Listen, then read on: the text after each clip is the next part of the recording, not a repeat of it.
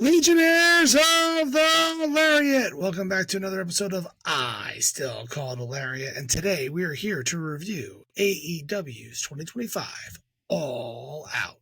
I am Michael Wright, and with me as always is my tag team partner extraordinaire, Steven Zapf. Steven, how are we doing today, friend? Not bad. I am going to say this. This was the better pay-per-view from this past weekend. I have to agree. It was definitely the better pay-per-view. I will say that it's going to seem like I'm picking them apart, but really some of the stuff I might be a little nitpicky on. Overall, I'm going to just say stuff that I think is dumb. And so how does it feel right now? I knew it. I knew this was coming. You should. So, friends of the podcast, sorry, I was away last week, so I wasn't able to do the review with Steven. And I probably would have talked him out of a couple foolish picks. And since I wasn't here, this is how I take a commanding lead. I blame Slim. Let's see what happens next. We'll see. How many do you think that I took on, Steven? Think about it. Like, how many better, given that you don't know what my picks were, they're all in here. I guarantee you I'm not playing a bait and switch. I gained at least one on him in this one. And probably more because I'm gloating about it. So keep that one in mind. So let's hop right into it, Steven. The best match with the most disappointing finish.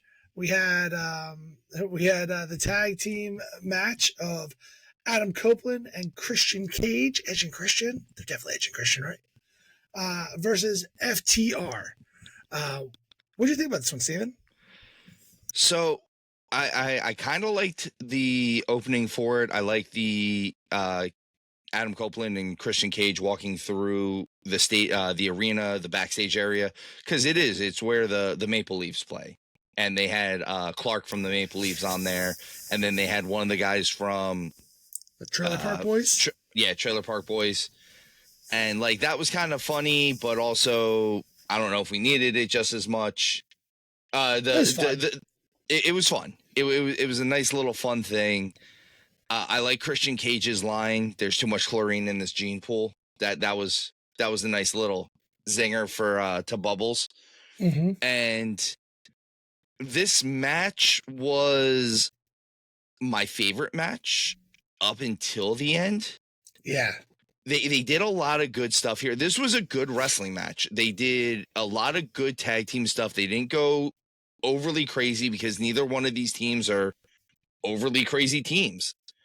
And we get the return of Beth Phoenix, Beth Copeland, whatever you want to say, when Stokely comes out and pulls the ref, and she comes out and beats the crap out of him because she's Beth and she can. Yeah. But the thing is they turned around and he hit, and then Copeland hits, I forget which member of FTR with the spear, and he kicks out at 2. Like, that was the end. That was the end of the match. Even if you did all the other shenanigans afterwards, that was where the end of the match was supposed to be. And then I wouldn't have had a problem with the other 5 minutes that they went. Mm-hmm. Because I feel like that's one of the negatives of AEW, because I feel like they think they need to hit 17 minutes per match. Let's put on 10 matches and they all need to be over 17 minutes, and that's just not the case. And I didn't go through all the timestamps of all these matches, so I don't know if they all fall into that, but it's one of those things where everything feels like it has to be main event quality, and it dilutes the pool. It really does. And the part that gets me for this match is the end. Adam Copeland, who has on record and very publicly on record, we know that he has had major neck surgery, gets hit with a ring bell and then gets a spike pile driver and kicks out. Well, the ring is just a trampoline, right? Yeah, it's fine. Yeah, It's fine. Nothing hurts. It's fine. Just He's fine. Just big blow up I mattress. and I said this to you when we talked about this show originally. All you had to do was make Copeland not the legal man Sure. for that spot, and it all makes sense. Everything's fine because he's not the legal man. And then you have Christian come in and push somebody into the spear, and then Christian covers him, and it would have made sense. But instead, we get this, and then the shenanigans afterwards. During the match itself, the one spot, the normal part of the match, the one spot I wasn't a huge fan of. They did the stereo sharpshooters during this show as well, and Dax and Cash, while they're in the sharpshooter, Cash is slapping Dax to like stop him from tapping out. I'm like, I don't want you slapping your tag team partner, like especially. They don't slap each other to fire each other up normally, so I Sure. This didn't make sense to me. Like I said, 85% of this match was exactly what I wanted it to be. It was great. Yeah, exactly. And then that last 10 to 15 minutes, including the shenanigans afterwards, I don't understand why we have to keep going back to Nick Wayne. I don't understand, and then what's more is we're currently recording this on Thursday. We got to see what happened on Wednesday, and it just seemed like a really blah type of follow-up to it. So just all around, it hurts this match in retrospect. I also think that AEW may have lost the plot on FTR. In my opinion, they're probably the best tag team out there, and they're kind of getting buried right now, and I don't know why. So, which, don't get me wrong, I'm not suggesting that Christian or Copeland should have lost this match. They're at home, 100%. The right outcome happened. I'm not arguing that, but they've got. It feels like they've gotten so far out of the tag team title picture. They kind of fallen down the rungs. They were so in the loop of things for a hot minute, and then just poof. I completely agree, and it seems like. And even, I don't know, it just feels like every time they try to make him dangerous, they even like kind of backed off of that. They hit Beth with the spike pile driver too, and that should have been a big deal.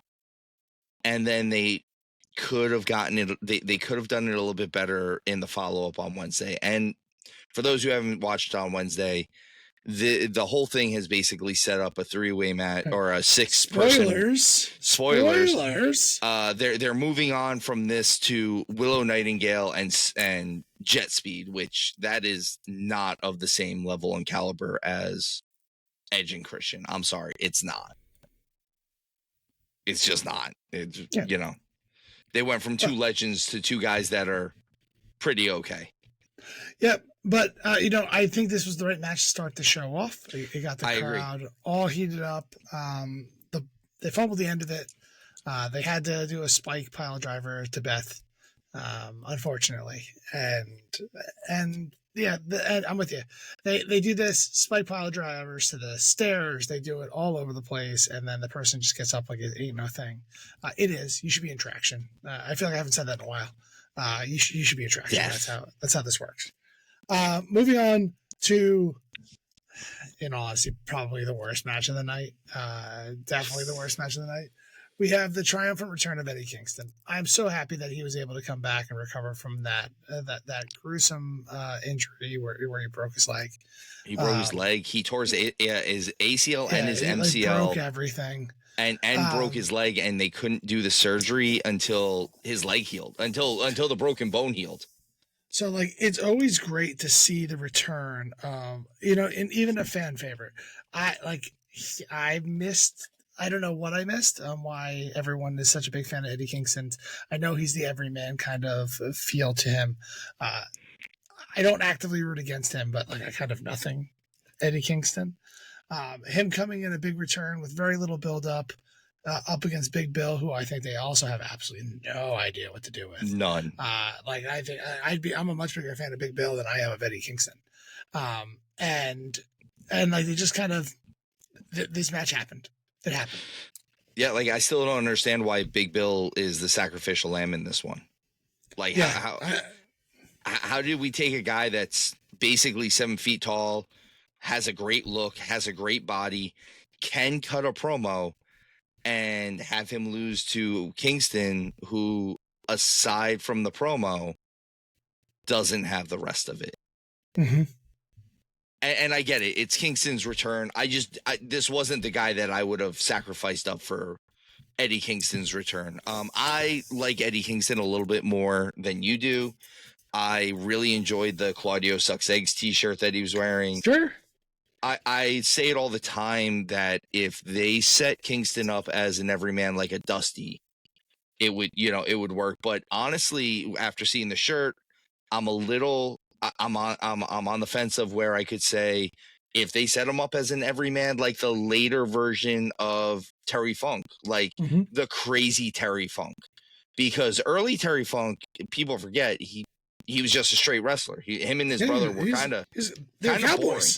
Well, they weren't even cowboys. They were just straight mat wrestlers, and they were a little bit on the boring side. And then Terry went crazy. And that's where it became cool. And I could see that working for Kingston. This match was ugly, and Machine Gun Chops are still dumber than hell. I don't care. They're just nothing. They don't look good. There's nothing good about them. I don't care that he puts his gun finger in the air while he's doing them. It's not a cool move. It's not. And Legion, if you think it is, please let us know why you think it is, because I'd love to know why you enjoy that flavor of ice cream. And if you do you think it makes any impact? Those little slaps over and over again. Steve, you're known to say this. I'll take one Gunther chop to 15, 20 machine gun chops. Yeah, like absolutely. More damaging, devastating, and any just normal chop. It doesn't even have to be a Gunther one. Yeah, well, and then at the end we get the sloppy spinning back fist that basically misses, and you get Tony Schiavone calling them out on it. He really missed. Yeah, he flat out says that missed, and I'm like, dude, Tony, get it together, bud. Yeah, figure it out, buddy. Yeah, you're there for the people listening on the radio. Come on, yeah.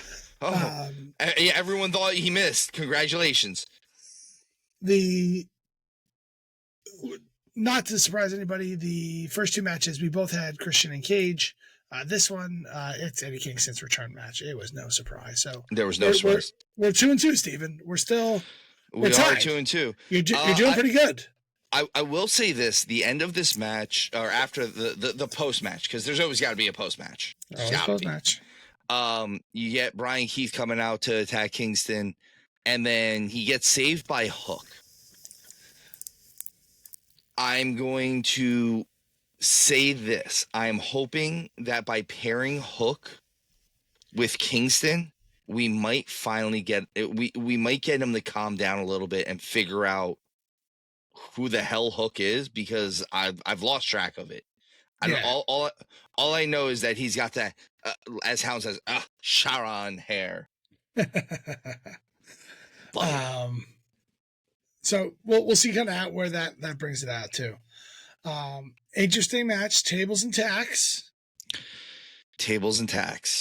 MJF, Mark Briscoe,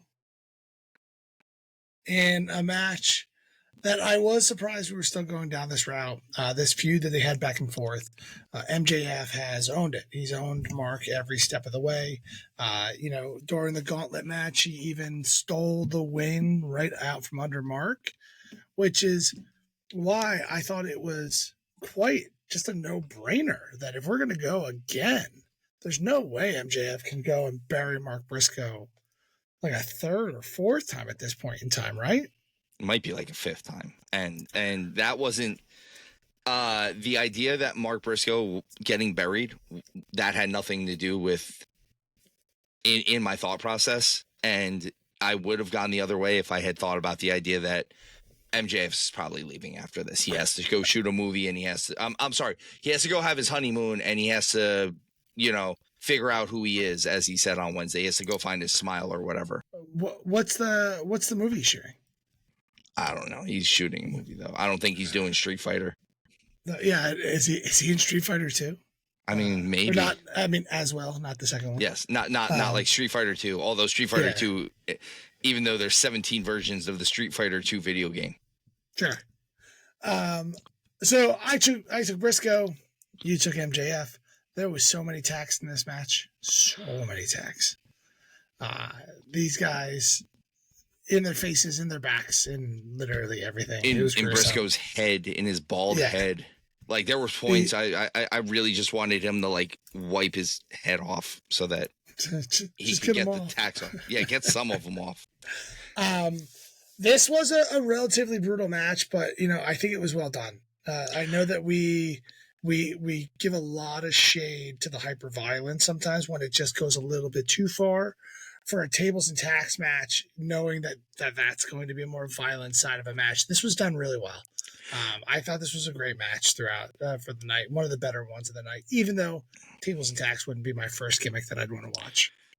No, I thought this was, I did think this was good. I thought MJF and Briscoe I thought they could have prolonged MJF taking the big bump on the tacks a little longer. Mm-hmm. I actually thought there was a point where we weren't going to see MJF take a big bump on the tacks until the very end of the match. One thing I will say is they stuck primarily to I always like this. They did stick primarily to the weapons or the gimmicks that they were using. The tacks and the tables were kind of the most part of it. I know they broke out a chair or two once or twice, but they didn't go too far outside that realm. And I'm really happy about that. I would have liked the ring announcer to announce what the actual rules of the match were, though. I know the commentators did it, but the ring announcer did not. So this isn't the first time you've said this. No, it's not. And it's not the first time I've said I'm sorry, it's not the first time I've said it about this match, but it's also not the first time I've said this about an AEW match. That's what I meant. Not behind the scenes with talking to me and saying the same thing now, but like particularly when you were you at all? Not all. No, it was Revolution when Sting's last match, and they had that weird gauntlet match thing, and no one knew what was going on because no one had any idea. That was the night that Jamokin was coined. Was it what invented? But it was because even when I came into this match, I came like I had a little break in between the Kingston and the Big Bill match where I didn't get to even hear them say that this was pinfall and submission only. So when I saw MJF and Briscoe go through the table the first time, I was like, oh, well, the match is over. That's it. Right. And then I was like, oh, I guess not. Yeah. And then they did the pinfall stuff, and it was, but again, for being an ultra violence match, this was better. This was more well done than a lot of the other stuff that I've seen or that we have seen. It was a nice blow off. I would like to see Mark Briscoe move forward with this and get a real, an actual large, a huge push. I don't want to see him going after the Ring of Honor title anymore. I'd like to see him going after Okada, or have this be the point where he goes after, the TNT title, something like that, something where he gets something out of this, something real. Not to say that I expect him to be champion, but man, put him up against Hangman. I know they're technically both faces, but they're both not at the same time. Like, they're both kind of weird. Where it fits. They are both kind of weird. Well, like, not as much Adam Page. Like, he just kind of has that tweener vibe. I mean, Froggy Man he's a weird dude. Like, he's just, and I love it. Cut from a different cloth. I love every bit of it. If they were to put the AEW World Title on Mark Briscoe, I'd be totally fine with it. I'd be not what I'm suggesting whatsoever, but I'd be down for that match. Even if they did that match with the Hangman Page and him and had like a really strong match together, which then set him up for a mid title, would be a lot of fun, I think. But we'll move on. But so Steven, you obviously took Briscoe in this one, right? Look, I was wrong. MJF lost. Mark Briscoe won. You are right. Now you are up by 1. About 3-1, 3-2. Well, we can talk about a match where you could feel better because I also did not get this right because it really doesn't make any sense. It doesn't. But we had a trios match of the Hurt Syndicate versus Ricochet and the Gates of Agony. So I will say this. I like Ricochet's team name because I guess they are officially a stable and they're known as The Demand. And I kind of like that. It's kind of not a bad name. Are they on demand? They might be on demand because they are through pay-per-view. I'm just saying. But now I know you said technically they didn't lose last month, but they still lost. They lost their tag team titles. Yeah, I didn't say it on the show. Well, like that was so. What I had said, we were talking about this last night, and they didn't because Steven was like, "Oh, they were untouchable, and now they've lost twice." The Hurt Syndicate hasn't lost, in my opinion. They didn't lose that match. It was weird and convoluted, and made absolutely no sense on how they drugged them out of that match, so they would lose the match without losing the match. And even this one with MVP taking the pin, Benjamin and the main tag team didn't lose. It's also a little weird that they're kind of as far removed from the MJF stuff that they were doing as you could possibly be at this point. And yeah, that just died on the vine too. It really did. And it's like, not like it wasn't over. That's what I'm saying. Like, that was kind of the best stuff they were doing. And it just feels like AEW is trying to make the Hurt Syndicate human. And they're kind of not. Like, even MVP, I get it. MVP is the most human. But if we're talking about these three guys, Lashley's 49, Shelton is 50, and MVP is 51. None of them appear that way in my eyes. No, they're all 28. Yeah, like MVP is the only one who's in his 40s, and that's just because of the amount of knee surgeries that he's had. Fair enough. But like Shelton, you can't tell me Shelton's still not in the same shape he was in when he was running with Charlie Haas. If 100%. Anything, and it looks exactly the same. I think he looks better. He's gotten a little bit bigger, so he can do a little bit more of the grounded style. But like, he's still super athletic. Bobby Lashley, if he's lost any weight, I can't see it because he's the most massive man on the planet. Yeah. I just don't understand like I said, I just don't understand the idea of making them human right now. And if anything, if you were going to do this, if there was some way that you were thinking about breaking them up, which I don't think they should do whatsoever, I would love to see them do something with Shelton, because here's something that's been getting said for the last 20-something years. Shelton Benjamin is underutilized. Mm-hmm. I would like to see Shelton get a really big push as well.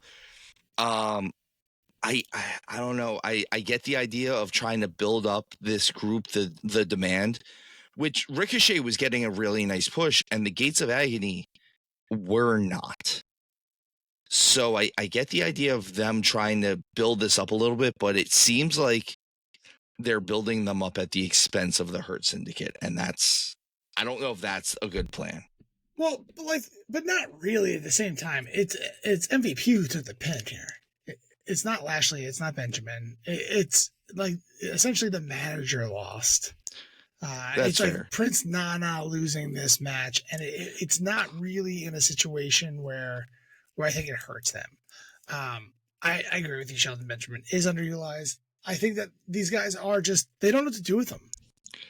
You can make them more human without sticking them in this little corner of nothing. It just felt like this was, I don't know. I wasn't a fan. It wasn't even that I wasn't a fan of the match. The match itself was not terrible. And like you said, because they went over on MVP, it does make a little bit more sense. Mm-hmm. But I kind of want them just going back to running through people. through everybody, realistically. They should. Well, really, they got to figure out how to get Lashley and Hangman in the same ring. That's Lashley really and Hangman, or or Shelton and Okada, or something. Like, you got to get something going on. Got to get this moving, and yeah, I honestly, I do wish MJF was still part of this whole thing because I was having fun with that. That was a lot of fun. But we both got this one wrong because it, like you said, it just doesn't make much sense. Yeah. It makes no sense. Here's one that we both got right because Mercedes wins. Lol. Mercedes wins. Lol. Versus Riho in a phantom featherweight match. Is that what's the lightest weight class? I'm not even sure. Let's see. I will say this. If you take all of Mercedes' belts, they weigh more than these two girls. I think that's true. I think that's actually accurate. And just you wait. Spoiler, everybody. 3, 2, 1. When Mercedes wins the tag team titles by herself, she'll be even heavier. They announced the tag team titles yesterday. Whatever. Oh, that's right. Yes. So the lowest. They just brought two belts in just to make her have 2 more by herself. That's exactly what it is. So that she can beat Ultimo Dragon's record. Yeah. By herself. So the lowest weight class in women's MMA is the strawweight division. That's up to 115 pounds. So they're probably right in there. No, Mercedes got to weigh more than that. I think Mercedes is a little heavier. She's probably flyweight, which is like 125.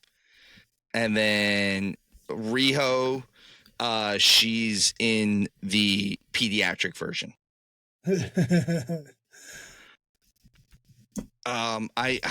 This match, I don't want to just bash on Riho, but I'm admittedly not a fan of hers. I admit it. Before we move on, Mercedes is 114. So she fits in the strawweight, and that's without dropping weight, by the way. And Riho is 35. Holy cow. She weighs less than 100 pounds. Yeah, I know. 99 pounds. 45 kilograms. That's a gimmick weight, by the way. That's gimmick. Okay. I don't even think she weighs that much. Oh, fair. It's more. Like, I think she's like less. I think she's like 75 pounds. Real life. I really do. The issue with this match, and I know Riho was, I believe, the inaugural AEW Women's World Champion. So, like, that should give her some type of cred, like some representation there, right?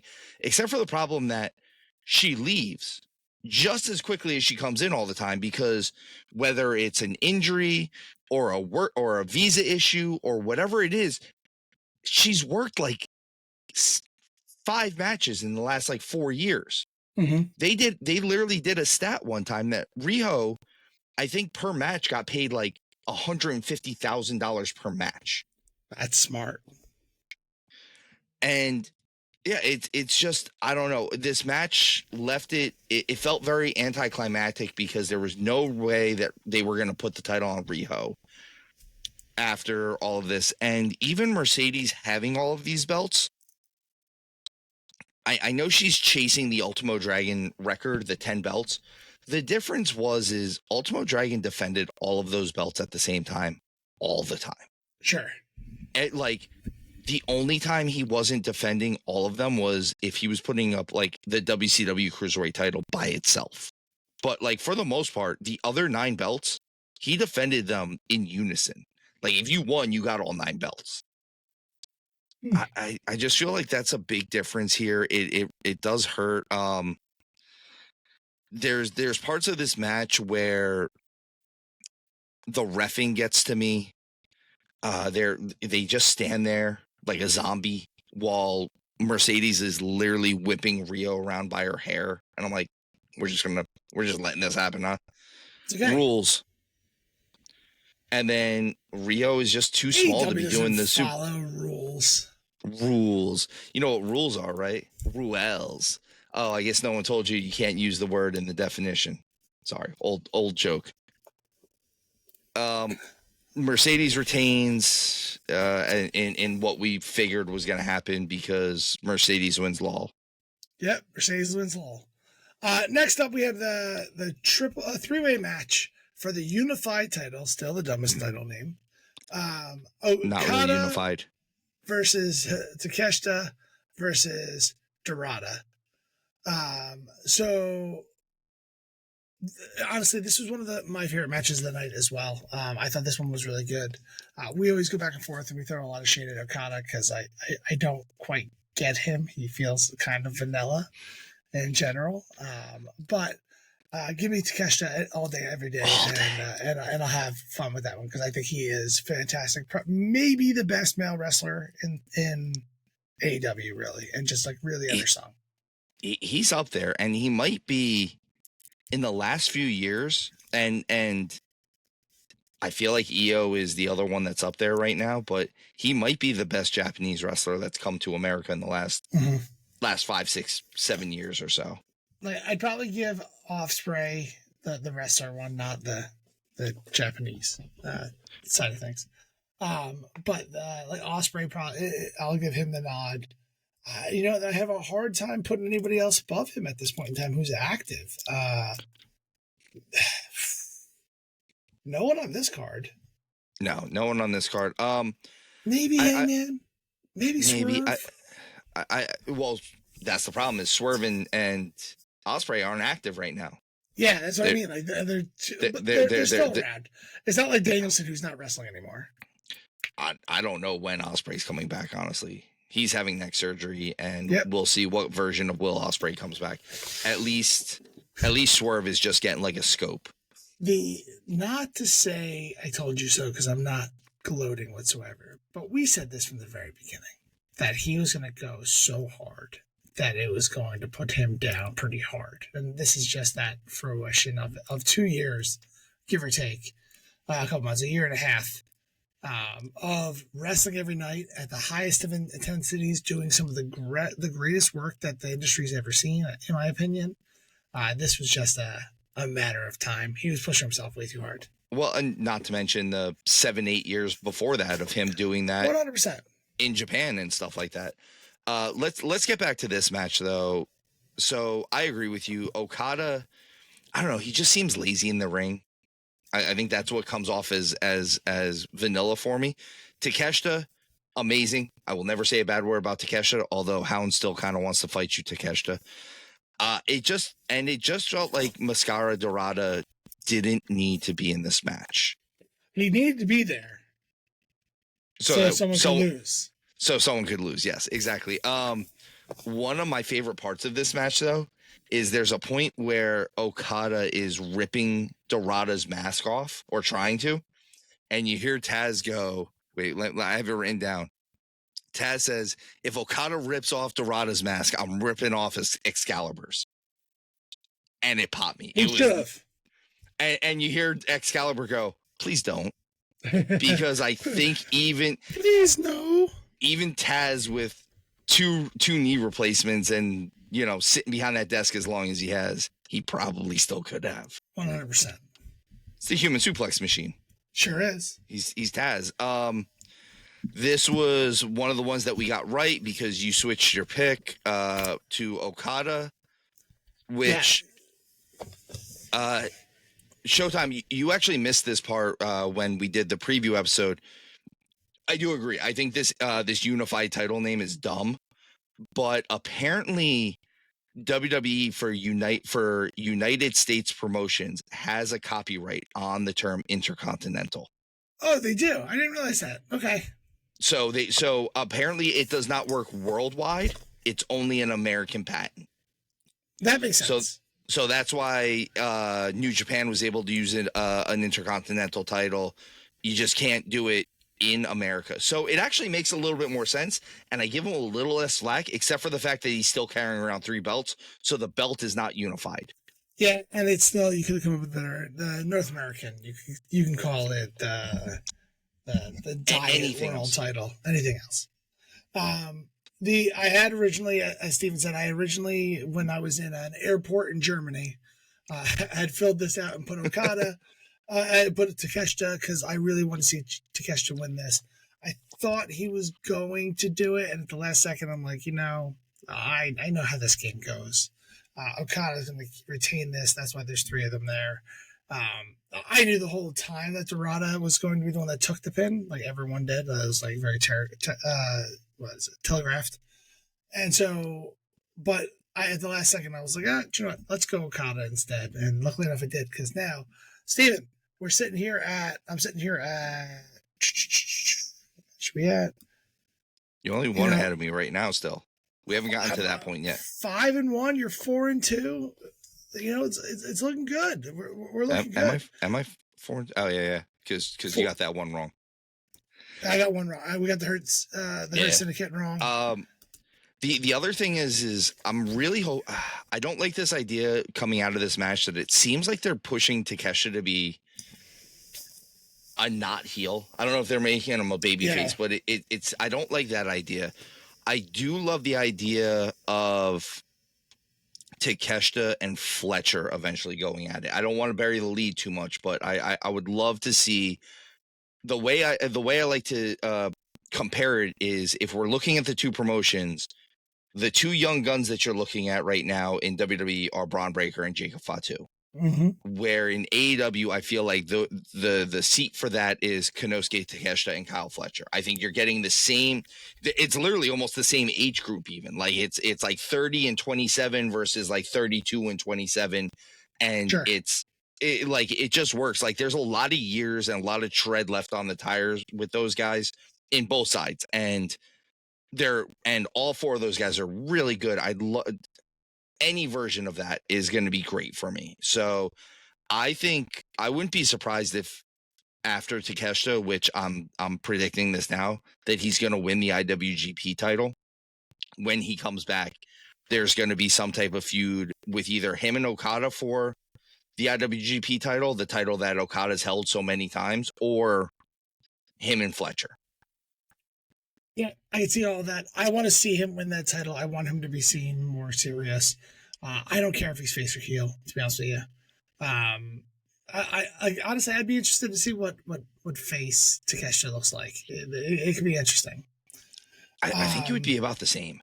Honestly, it probably would be. So we'll move on to a match that makes absolutely no sense in my mind. We have a coffin match with Darby Allin and Jon Moxley. Steven, this is where we start.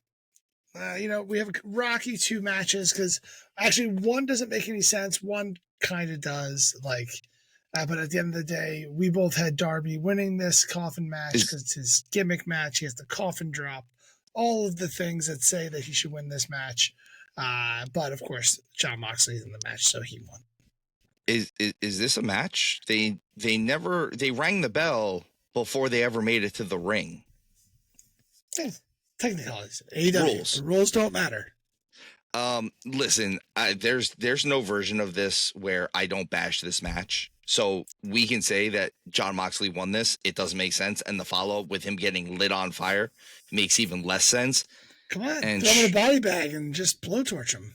Put him in a body bag. Yeah. Sorry. Literally. He lit him on fire, and I'm going to keep up with this, and I hope he eventually comes and confronts me about it because I'm not a white belt that works at Walmart. Jon Moxley's the worst wrestler ever. Jon Moxley is the worst wrestler in the world. I don't care. There's nothing redeemable about what Moxley has done in the last year and a half and probably before that. I don't like anything he does. He's got death jitsu or whatever. Someone was like, well, they're talking about him going back to WWE. No, they're not.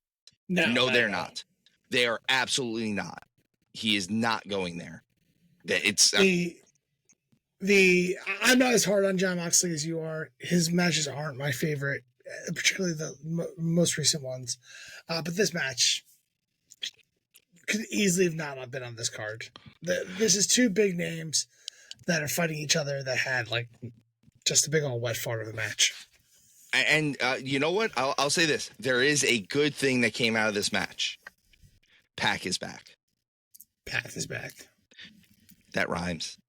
It sure does. And I love Pac. Like, I think that he's a guy that could use a push. And it's weird because they don't seem to be pushing the rest of the Death Riders, just Moxley. Mm-hmm. That's what Reign of Terrors are. They're just there to get stooged. I'm not gonna lie. Let's move on because I don't want to talk about this match anymore. That's fair enough. So moving on, we'll go to the AEW Women's title 4-way match. We had the Storm Tony. We have the Storm, the champion Tony Storm. The Storm Tony Storm. They're missing an opportunity there. Jamie Hayter, Chris Statlander, and I always want to say Thekla, but it's all those Dutch pronunciations. Or is she from Holland? We were talking about this earlier today in a different life. I really gotta look at it. In a 4-way women's title for the AEW. I'm sorry, Austrian. She's Austrian. Oh, she's Austrian. Oh. Yeah, like Gunther. Nice German boy. I know those are different countries. They like when people say that Gunther is German. He's not German. He's Austrian. It's a different country. Completely different. I had no idea what the origin of Tekla was. This was an incredibly short match. I was actually really surprised on all of it. I get that they wanted to put Chris Statlander over. They've been looking to kind of get her to that next level for a while now. And incredibly surprised that she went over on Tony Storm. It was weird. I like the finish. I like the seatbelt finish. It was definitely different. Tony Storm having the super shocked face after it happens, and then even as she's walking up. I would like this to almost be another evolution of Tony Storm, though. Like, when she comes back, maybe this is something even different than Timeless. Like, now this is, time travel Tony Storm. I don't know. I don't know where they're going. I don't know what she can. They already did time travel Tony Storm when she went back to her original self, technically. And they came back around, yeah. I don't know if it's confirmed or whatnot, but I don't think she's going anywhere. I think that her losing this title is a calculated decision in order for her to be the inaugural tag team champion. That could be cool. That could definitely be cool. I wanted to like this match more than I did. I'm not even mad about the ending. I'm not mad about the finish. I don't care. I care. I'm not mad that Statlander won this match. But the four of these girls, it was very clunky. And it just seemed like a lot of people not really in place that they should be. I don't understand how Jamie Hayter has fallen so far. Like, she was so hot before she went out on injury, and then she came back with this Scooby-Doo look where she just kind of looks like a waitress trying to make her way. And it's just not working for me. And I'm sorry. Like, if it is working for everyone else, please let me know. But Jamie Hayter has not seemed like the force that she was when we all wanted her to feud with Britt Baker. Sure. And it just seems off. And all around the match, I mean, like I said, I'm not mad about the ending of this match. I like the idea of Statlander. I would like to see them start giving Statlander a little bit more edge again, because they kind of turned her face with no explanation. She did that no holds barred match with Willow where, she did the split on the thumbtacks herself. And then like a week later or 2 weeks later, she was a babyface just out of nowhere. And we had no explanation, no backstory on it. We didn't get, it was a complete swerve. We didn't get an idea of, well, I've seen the error of my ways. Well, I see no reason why she can't go back to being a heel at this point. Or if she's not going to be a heel, which it seems like she's not, this is the perfect opportunity with all the stuff she's been doing with Wheeler Yuta and all of that, that we finally see someone go at it with Marina Shafir and like put her in her place. And Statlander's kind of a really good choice for that because she's got size, she's got strength, she can carry the match too. Mm-hmm. So all around, I think that would be a better option. But like I said, the match itself, it was a little stop and go, little clunky, if you will, at times. I love Toni Storm. I'll never not love Toni Storm. And I think if this was just either her and Jamie Hayter or just her and Statlander or even just her and Tekla, I think I would have been happier with it. Yeah, but in all those situations, I feel like she wins that match. The fact that there are 4 people in this match is what kind of allows the Mayhem to kind of have her lose this one. Like I mentioned before, I think this is a calculated decision to get her off this title, be inaugural women's tag team champion with Mira Shirakawa. I think so? I think that makes just perfect sense for it. Like that really puts that title and like legitimizes it immediately. Where like you have like the greatest AEW women's champion. Like I think so. Right? Like I don't like to throw that around. Obviously, AEW hasn't been around that long that it's like we're going through the annals of history and different iterations of wrestling as it's morphed through time. But I don't know. Since I've been watching, she's by far the best women's wrestler that in AEW has to offer. I absolutely agree with that. And I put her right up there with all the other great women that I personally think are overshadowing all the men in WWE right now. All that women talent over there between Io, Rhea, Liv, Stephanie, like all of them are just, I don't know, they're better wrestlers than the men these days. Like it's more fun to watch sometimes. Yeah. A lot of times. Most times. And for the wrestling reasons, not how it was in the past where, bra and panties match and Divas titles. Yeah, not the sexy time reasons. Yeah, not what were those magazines back in the day that we those like adolescent male magazines? The Maxims. Maxims, that was the word I was looking for. That's what that whole genre felt like at the time. This was, you're right. You hit it all the nails on the head here. But so to kind of recap, Steven, because we're 8 matches in. Yes, we are. Yes, we are. I'm exhausted right now just reviewing 8, let alone watching all 8 of these. I only have 1 match lead. It doesn't seem like a big lead to be gloating at the beginning of this show, man. You're at 50% right now. You're 4-4. I'm 5-3. I'm just not quite sure what's going to happen next. But let's get into the next match. We have a 4-way ladder match for the tag team titles. Newly crowned Bandito getting to face off against the Young Bucks, Jet Speed, and the Callis family of Hechicero and Josh Alexander.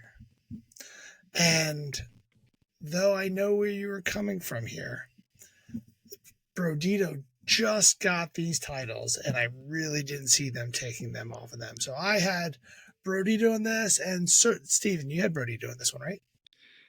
Okay, I did not have Brody doing this, especially anyone who has watched the preview. The one team I knew was not winning this was the Callis family. I almost chose them. You want to know why I didn't choose them? Because Josh Alexander hasn't won since he's been to AEW. And that's upsetting because I know how good he is. Yeah, but that's the reason why I was like, is this like the interesting time to just kind of catch them off guard and get Josh Alexander a title and then give him a nice run? I feel like the Callis family has kind of a history of like just kind of being there and always like coming in second place. Like Don Callis is not Paul Heyman, I can tell you why. Because Paul Heyman's climbing to the top. Yeah, Don Callis, I don't know. There's just something about Callis that just, I don't get it. He's not, I don't know. He seems like he's a corny joke. And I don't mean he's funny. I mean, he's he's a joke. Like, Is he kind of a jackal? no, it's not Jackal. And I get where you're going here, but like you can use old managers as an example here. He's, you look at Heenan. Heenan was funny sometimes, but he wasn't a joke. You look at Jimmy Hart, even Jimmy Hart was funny, but he wasn't a joke. All these old managers, the JJ Dillons, the people like that, they have this, a lot of these guys have a level of funny to them, but they're not jokes. But I also think part of that is all the people you just talked about manage the top of the card. That's true. But he's the biggest manager. And like when you put family behind it like that, like the Heenan family, the Hart Foundation, when you have that many people, I don't know. It feels like, and you got guys like Lance Archer, and you had a guy like Wardlow up until he tore his pec after beating up Prince Nana. It felt like this should be high. They should be doing better. And I said this when they first got here, and I'm sticking by this. The Hurt Syndicate coming in and MVP being there is not doing Don Callis any favors, because it's really showing the different levels of this. Mm-hmm. So like MVP feels more like Heyman, where Don Callis feels more like, Slim Burgundy. That's the difference in the level at this point. I did think that the Young Bucks were going to take this, because I thought there was going to be I thought this match was going to go on earlier than it did. And I thought that this match was going to bleed in to the world title match later. Hence, I was wrong on this. I thought the Bucks were going to make a deal with the Callis family to get them the titles. And that would be the reason why the Bucks eventually interfered later on in the world title match. Not to bury the lead, but they did not. They did not interfere. I like where your head's at here, Steven. I get it. That is sound rationale on this. But at the end of the day, I don't think there's any chance Brodito is losing these titles already. They kind of need to do something with them. This is definitely one of those situations where I think the titles maybe it is mutually exclusive. It's not the wrestler making the title, but maybe it's 50-50. So Brodito's winning. So that's just another little notch on my play card. This one. Really weird though, because Brodito won this, and Brody King did more damage to his partner than any of the other people involved in this match. It was a spot fest. These 4-way ladder matches always turn into an absolute random spot fest. I'll say this. They did try to include as many people into the spots as possible, like all the teams. Sure. So I'll give them a nod. I'll tip my cap, if you will, that there was not as much Jamokin. There was not as much Jamokin in this match as there could have been. Sure. Or at least as much as I expected. Yeah, it was very fast paced, and that was great on that aspect of things. But like you said, keeping people rotating in and without too much Jamoke until it was time to Jamoke. But as you said, they do love Brodito, Brochacho, if you will, and they retained the titles. They sure did, and that brings us to the main event. We have Hangman Page versus Kyle Fletcher for the world title for the AEW world title, where Don Callis family surrounds the ring. No. Banned from ringside. Which I like good banned from ringside, kind of seeing where it goes. But as you had already spoiled the ending, there wasn't any outside interference. And clearly we would both choose Kyle Fletcher for this one, because you took him, Steven, and he's ready. I think he is ready, actually. I'm not changing my ideas on that one. He's absolutely ready for this world title. I'm just throwing shade on that one because I took Hangman Page because obviously I did. He just won this title. He worked so hard to get it. There's no reason to take this title off him quite yet.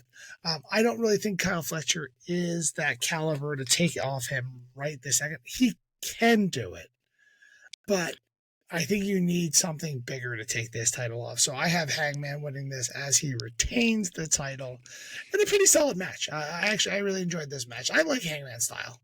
I thought this was a good match. I do think that they could have shortened it a scotch. It went almost 40. I think if they had cut it down to 30, I think it would have been. And again, that long? It was 38 minutes. 38-minute match. Oh my 38-minute match. Showtime, what I did want to ask you about this match. So the Callis family is banned from ringside. The loophole of this was that Don Callis was allowed to sit in on commentary. Now Sure. then, I understand the idea of the Callis family being banned from ringside, but Don Callis is the manager. A lot of times I feel like that's the loophole. Is they always used to say the manager's license. You have a manager's license, you can't kick him out. Like that I remember that was an old Bobby Heenan line was, you can't kick that guy out. You can't kick the coach out. He has a manager's license. And do you feel like in this match, I know they're the Callis family, but could they have said, well, Don Callis is allowed to be here because he's the manager. He's not the family. He's the Callis type of situation. Is Don Callis. It's his family. Everyone else just is a member. They could have gotten away with that. I'm sure they could have. I just don't know what benefit it really does. I don't know if it would have or not. He doesn't really manage while his guys are there anyway. So again, that's another reason why I don't hold him in the bit. I mean, he usually just sits at the table and does commentary. Yeah. Well, I remember there was the Takeshita match against Ospreay. He did a ton of coaching.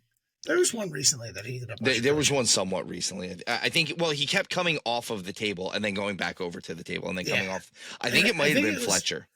It might have been Fletcher versus Ospreay. Was it Fletcher? I think it was Fletcher Ospreay. I think you might be right.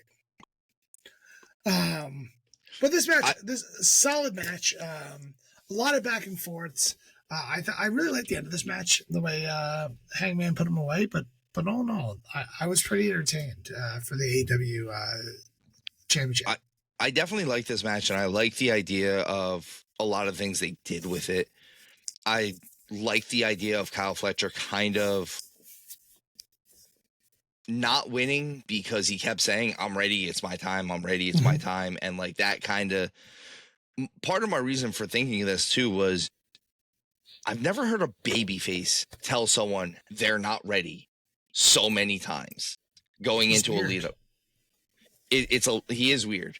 And that's usually a sign when you start telling people that they're not ready. That's usually a sign, wrestling math, that they're gonna prove that they are ready. If I'm gonna critique on the bad side of this match whatsoever, I don't like that Hangman kicked out of 2 of Fletcher's brainbusters. Sure. Like one, I don't like kicking out of finishers to begin with. 2, I really think that Kyle Fletcher's brainbuster